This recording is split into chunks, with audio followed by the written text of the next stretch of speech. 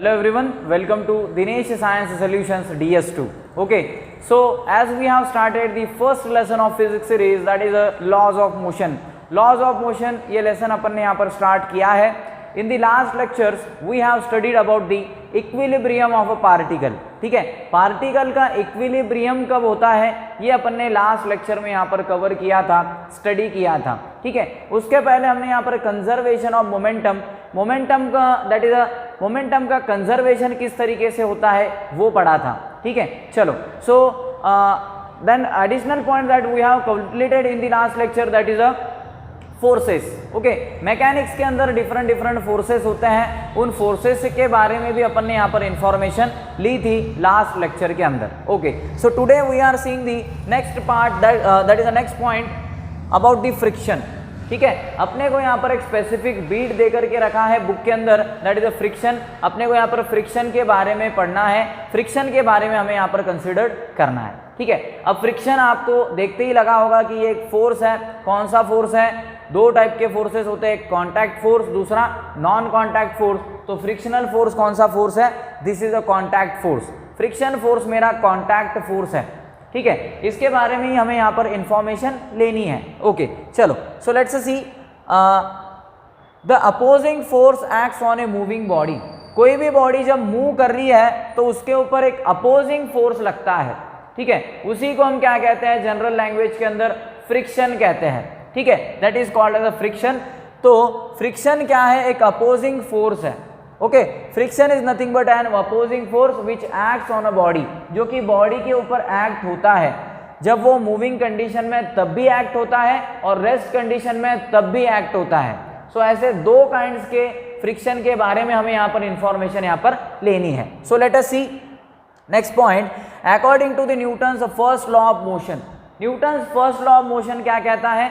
कोई भी object rest में है तो वो रेस्ट में ही रहेगा, कोई ऑब्जेक्ट मोशन में है तो वो मोशन में ही कंटिन्यू करेगा. कब तक? जब तक उसके ऊपर आप कोई भी टाइप का एक्सटर्नल फोर्स नहीं लगाते तब तक. ठीक है, जब तक आप उसके ऊपर कोई भी टाइप का एक्सटर्नल फोर्स अप्लाई नहीं करते तब तक उसके ऊपर फोर्स कितना, दैट इज उसका जो स्टेट है वो कंटिन्यू होते रहेगा. ठीक है, कंटिन्यू होने वाला है मेरा स्टेट. सो मतलब in short Newton's first law of motion अपने को बताता है दैट इज एक्सटर्नल फोर्स. जो एक्सटर्नल फोर्स होता है ऑब्जेक्ट के ऊपर, external force is nothing but will be equals to zero. अगर एक्सटर्नल फोर्स जीरो है तो वो जो ऑब्जेक्ट है उसका स्टेट क्या हो सकता है? एक तो उसका स्टेट यहाँ पर रेस्ट हो सकता है, ठीक है, या फिर उसका स्टेट हो सकता है that is nothing but the uniform motion. ठीक है, एक तो वो ऑब्जेक्ट मेरा रेस्ट में रहेगा, नहीं तो वो ऑब्जेक्ट मेरा यूनिफॉर्म मोशन के अंदर रहने वाला है. ठीक है, ये अपन ने पढ़ा है, पहले भी अपन ने ये कवर किया था. ठीक है, अपने को यहाँ पर बेसिकली पढ़ना है फ्रिक्शन के बारे में. अब फ्रिक्शन के बारे में अपने को पढ़ना है. एक्चुअल में फ्रिक्शन के दो टाइप्स होते हैं, टू टाइप्स के अंदर फ्रिक्शन को क्लासिफाई किया जाता है. Okay, so I will write over here friction. ठीक है, जो फ्रिक्शन होता है उसके दो टाइप्स होते हैं, या फिर classification of friction is in the two types. Two types के अंदर फ्रिक्शन क्लासिफाई होता है. ओके, कौन से टाइप्स है उनके बारे में ही अपने को आज यहाँ पर पढ़ना है, और उनके इक्वेशंस क्या रहेंगे वो भी अपने को यहाँ से कवर करना है. Okay, so friction that is a first type आता है फ्रिक्शन के अंदर जिसका नाम है static friction. Okay, static friction, this is the first type of the friction. इसको रिप्रेजेंट किया जाता है एफ से. एफ मतलब क्या? Static friction. S stand for the static and F stand for the friction. क्या होता है देखेंगे आगे. इसके बाद में दूसरा टाइप होता है that is a kinetic friction. Okay, so kinetic friction is the another type of the friction. Kinetic friction ये मेरा दूसरा टाइप है फ्रिक्शन का. इसको रिप्रेजेंट किया जाता है एफ के से. ओके, के is nothing but the kinetic, F is nothing but the force. Okay, so kinetic friction. ठीक है, सो ये पहला हो गया मेरा स्टैटिक फ्रिक्शन, दूसरा हो गया मेरा kinetic friction. So frictions are classified into the two types. First is the static friction and second is the kinetic friction. F और एफ के इन दोनों से इसको रिप्रेजेंट यहाँ पर किया जाता है. ठीक है, चलो. अब एक्चुअल में ये क्या होता है, कैसे ये क्लासिफिकेशन पढ़ा है, या फिर अब ये क्लासिफिकेशन है, तो एक्चुअल में स्टैटिक फ्रिक्शन क्या है, काइनेटिक फ्रिक्शन क्या है, अभी तक ये अपन ने पढ़ा नहीं है, स्कूल लेवल्स में अपने को नहीं था, अभी अपने को इसको देखना है। चलो सो देखेंगे first of all that is a static friction. पहले हम यहाँ पर डिस्कशन करेंगे अबाउट दी स्टैटिक फ्रिक्शन। ठीक है, स्टैटिक फ्रिक्शन क्या होता है। सबसे पहले मैं इसका डेफिनेशन यहाँ पर बोर्ड पर लिख देता हूँ ताकि हम इसके ऊपर डिस्कशन कर सके। द फ्रिक्शन acts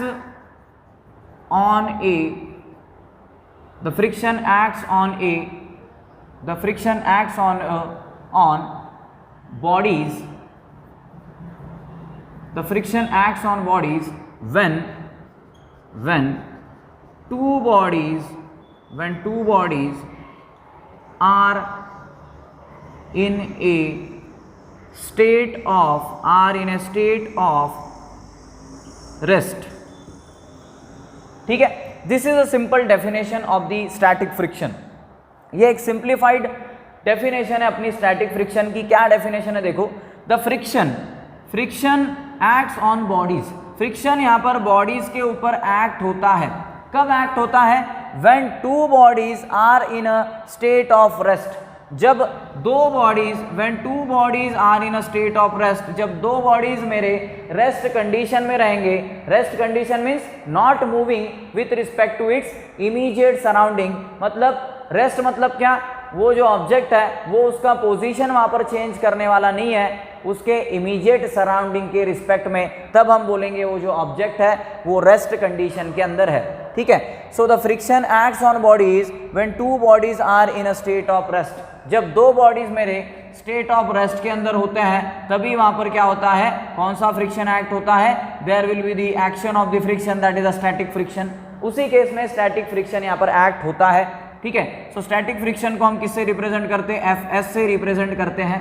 ठीक है, चलो अब इसको एक एग्जांपल लेकर के हम सिंप्लीफाइड लैंग्वेज के अंदर समझते हैं कि स्टैटिक फ्रिक्शन क्या है। देखो सपोज मैंने यहाँ पर क्या किया, ये एक सरफेस है मेरा, दिस इज अ सरफेस। इस सरफेस के ऊपर एक बॉडी प्लेस्ड है। ठीक है, इस सरफेस के ऊपर एक बॉडी प्लेस्ड है। ये एक बॉडी है जिसका वेट है that is 40 kilograms. Okay, so 40 kilograms is the weight of this body.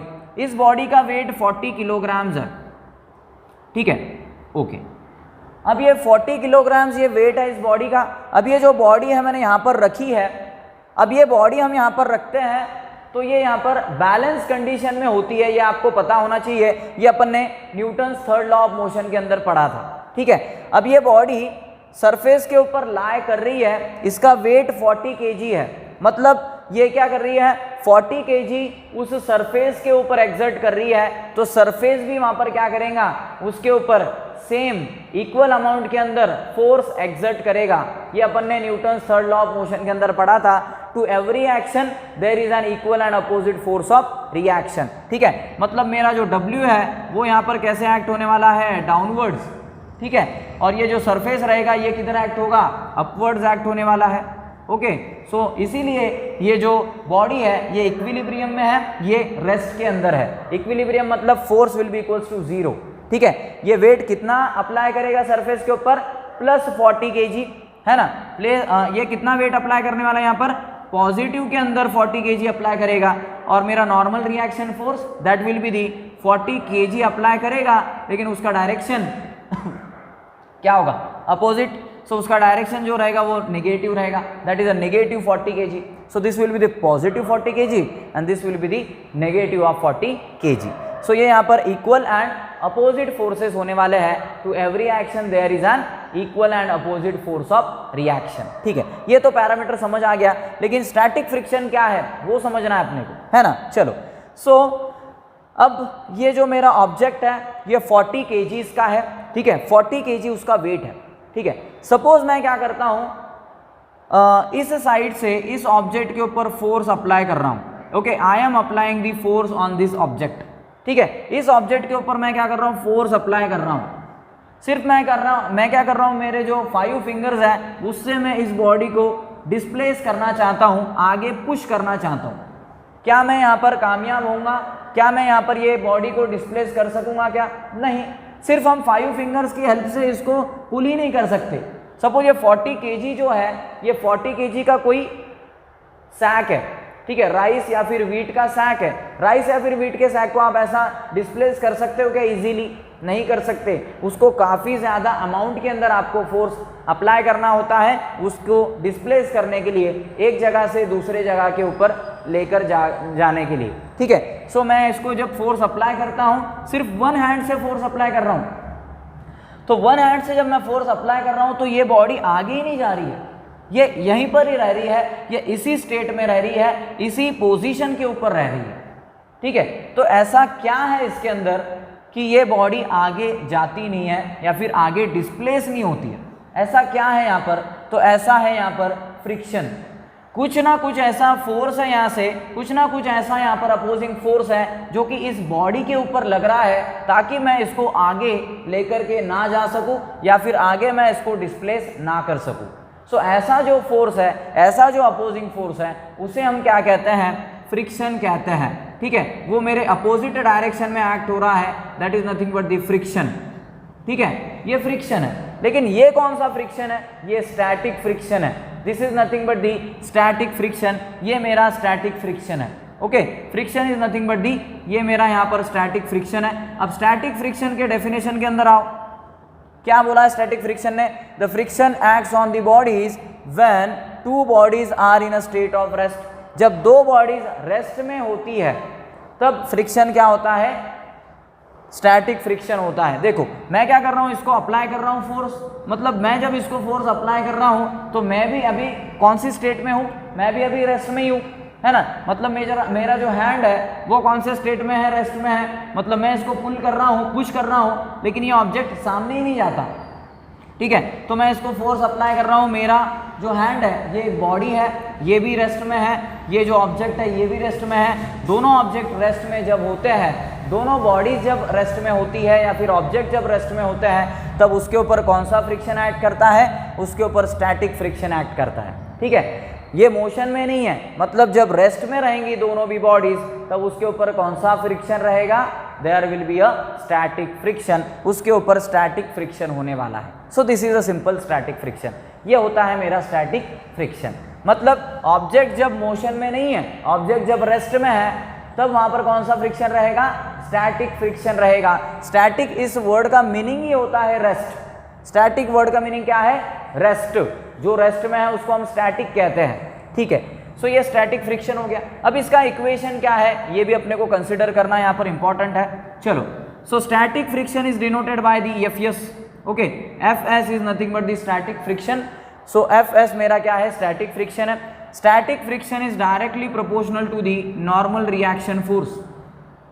जो स्टैटिक फ्रिक्शन होता है वो डायरेक्टली प्रोपोर्शनल होता है किससे? नॉर्मल रिएक्शन ऑफ फोर्स से, ठीक है। So Fs is directly proportional to n। ये मेरा एक इक्वेशन यहाँ से फॉर्म हो चुका है, किसके लिए? स्टैटिक फ्रिक्शन के लिए, ठीक है। Now for removing this sign and we have to take a equal to sign in physics, we have to take a simple constant. अपने को यहाँ पर एक कांस्टेंट कंसिडर करना होगा अगर मुझे ये प्रोपोर्शनैलिटी का साइन निकाल करके इक्वल टू का साइन अगर यूज करना है तो, ठीक है। So that will be Fs will be equals to μs/n, okay. So Fs will be equals to μsn। ये यहाँ पर मेरा रिक्वायर्ड एक्सप्रेशन रहेगा इस तरीके से, ठीक है। So Fs will be equals to that is the μsn। ये मेरा यहाँ से रिक्वायर्ड एक्सप्रेशन रहेगा। ये μs क्या डिनोट कर रहा है आपको? μs क्या है? मेरा सिंपल कांस्टेंट है, okay. So this is nothing but a constant. मैं यहाँ पर लिख देता हूँ μs, ये क्या है मेरा? ये एक कांस्टेंट है। कांस्टेंट अपने को यहाँ पर लेना जरूरी है ताकि आप यहाँ पर प्रोपोर्शनैलिटी साइन को निकाल सको और इक्वल टू का साइन वहाँ पर आप यूज कर सके, ठीक है। So Fs equals to μsn, this is the relation और this is a simple expression for the static friction. ये स्टैटिक फ्रिक्शन के लिए मेरे पास क्या है? एक सिंपल इक्वेशन है। This is a simple equation of the static friction. ये स्टैटिक फ्रिक्शन का इक्वेशन अपने पास में मिल गया, ठीक है। अब ये स्टैटिक फ्रिक्शन के बारे में पूरा डिस्कशन अपन ने कर लिया, क्या होता है, ठीक है। आप इसको समझ सकते हो, कोई कार है, ठीक है, कोई हेवी सी कार है, उस कार के अंदर ऑलरेडी 4 पर्सन्स बैठे हैं और उस कार के ऊपर हम क्या कर रहे हैं? फोर्स अप्लाई कर रहे हैं। अगर एक ही पर्सन उस कार के ऊपर फोर्स अप्लाई करेगा तो क्या वो कार आगे जाएंगी? क्या नहीं जाने वाली है, ठीक है। वहां पर फ्रिक्शन एक्ट होता है। कौन सा फ्रिक्शन? Static friction. कार भी रेस्ट में, हम जो पुश कर रहे हैं हम भी क्या है, रेस्ट में है, हम भी रेस्ट में है। क्यों है? क्योंकि हम भी मोशन नहीं कर रहे हैं, क्योंकि हमारी कार ही मोशन नहीं कर रही तो हम कैसे आगे जाएंगे। ठीक है, so both the bodies are in rest और यहाँ पर फ्रिक्शन लग रहा है जो कि स्टैटिक फ्रिक्शन है। ठीक है, आगे नेक्स्ट फ्रिक्शन को कवर करता है, कौन सा है, काइनेटिक फ्रिक्शन। चलो, सो काइनेटिक फ्रिक्शन क्या होता है, आगे की स्लाइड पे आ जाएंगे।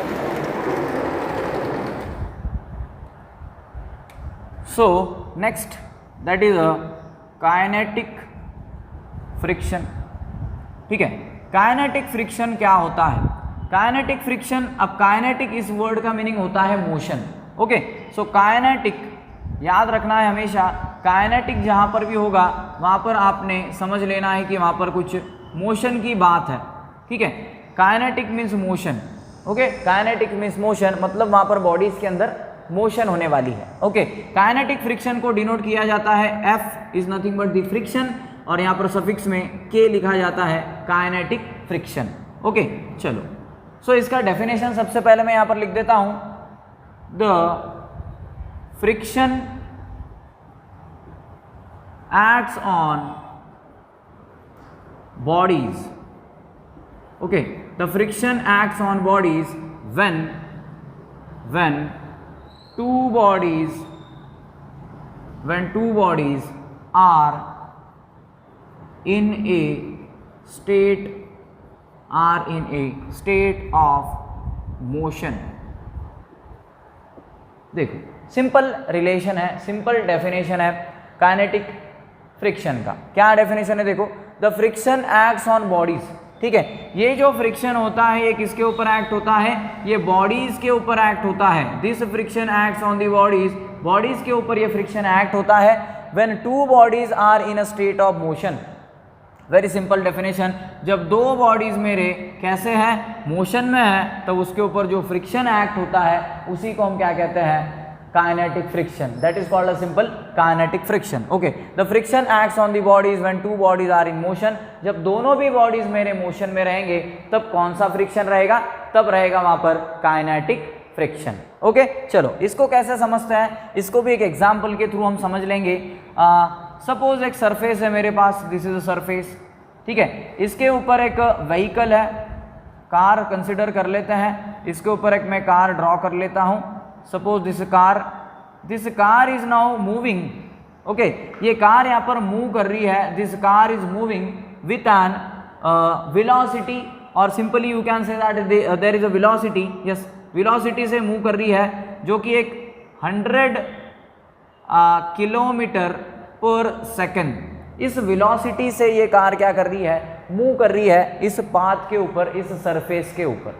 ठीक है, अब 100 किलोमीटर पर सेकेंड की स्पीड से ये जो मेरा व्हीकल है, जो मेरा कार है, ये यहाँ पर ट्रैवल कर रहा है इस सरफेस के ऊपर।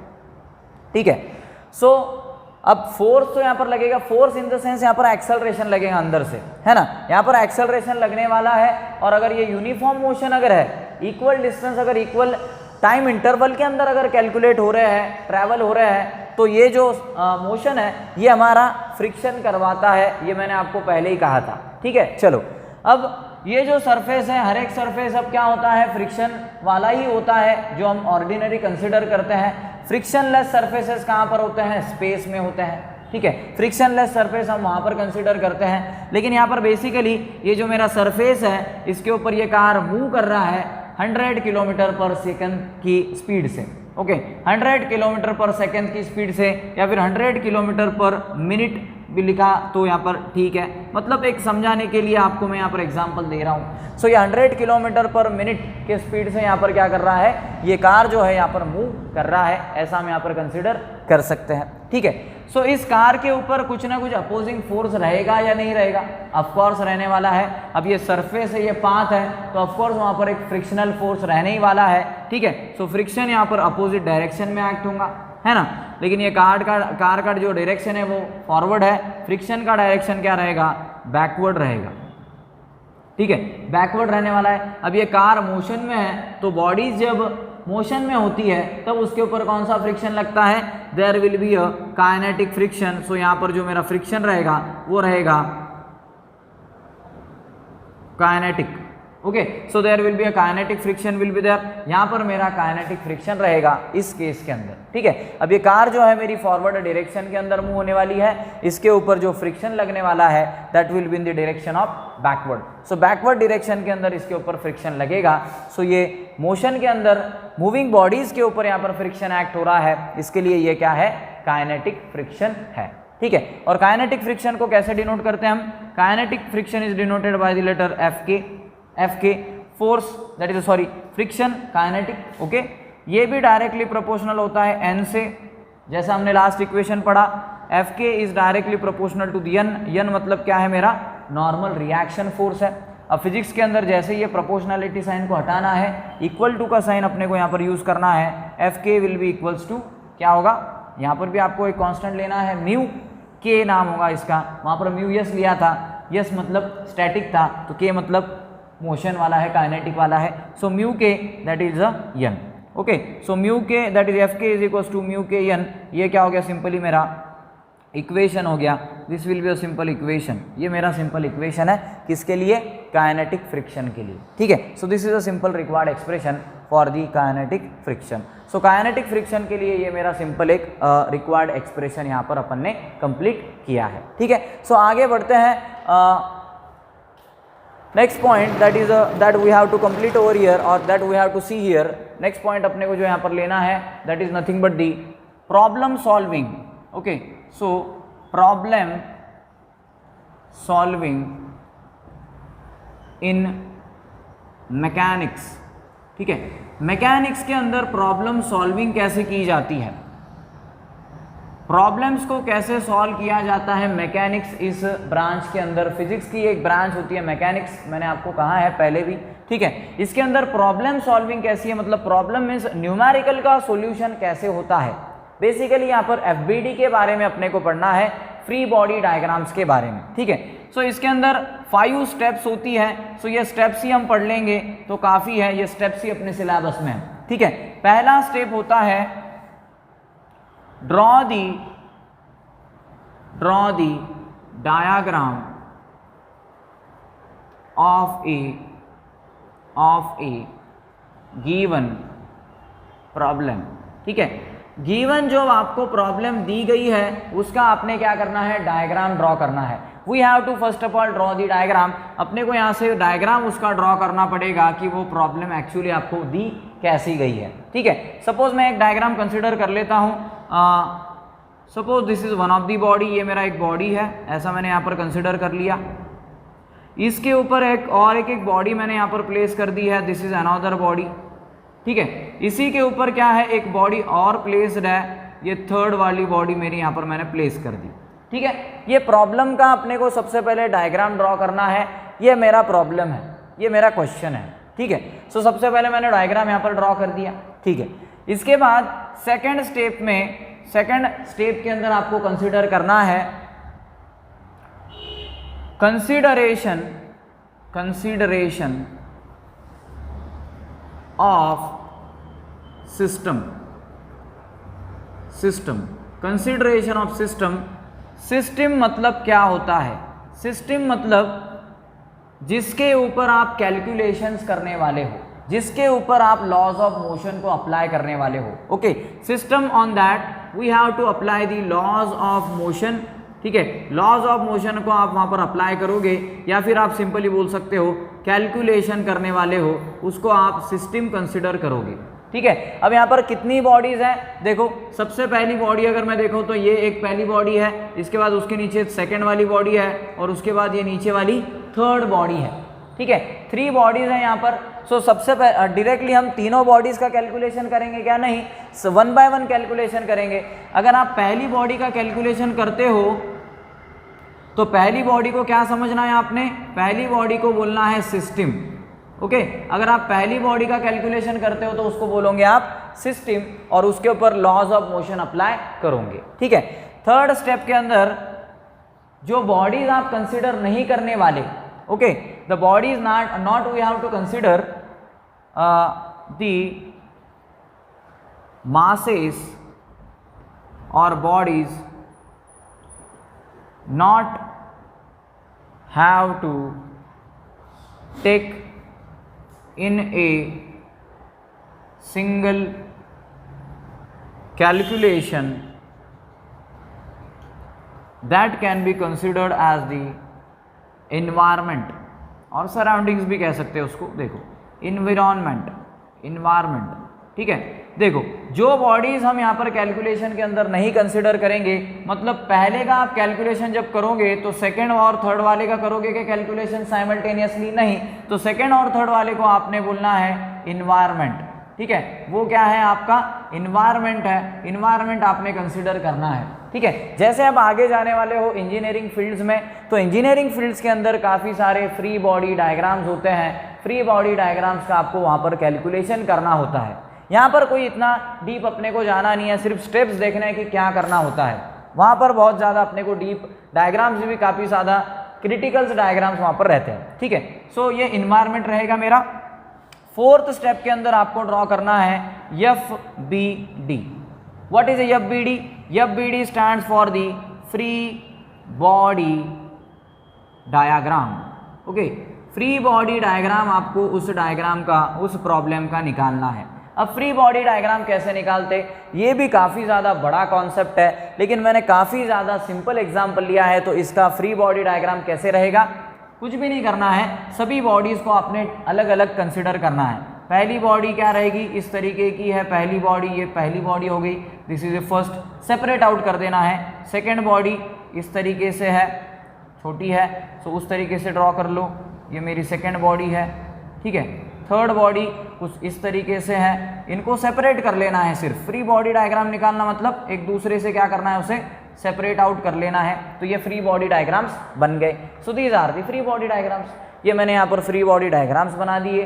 फिर इसका आपको क्या करना है, कैलकुलेशन करना है। And last step and the fifth step के अंदर कंसिडर करना है आपने फर्स्ट बॉडी सेकेंड बॉडी के ऊपर फोर्स अप्लाई करती है F, तो सेकेंड बॉडी भी फर्स्ट बॉडी के ऊपर फोर्स अप्लाई करेंगी F, लेकिन उसका डायरेक्शन क्या होगा, नेगेटिव, ठीक है। मतलब इन शॉर्ट आपको यहाँ पर Newton's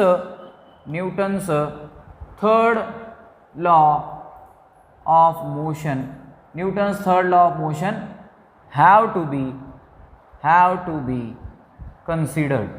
Newton's third law of motion आपको यहाँ पे कंसिडर करना है। मतलब to every action there is an equal and opposite reaction. मतलब पहली बॉडी जो है फोर्स अप्लाई कर रही है सेकेंड बॉडी के ऊपर, तो सेकेंड वाली बॉडी भी फर्स्ट बॉडी के ऊपर फोर्स अप्लाई करेंगी, that is a minus of F force, ठीक है। सो इस तरीके से प्रॉब्लम सॉल्विंग इन मैकेनिक्स, ये भी पॉइंट अपन ने यहाँ से कंप्लीट कर लिया है, ओके।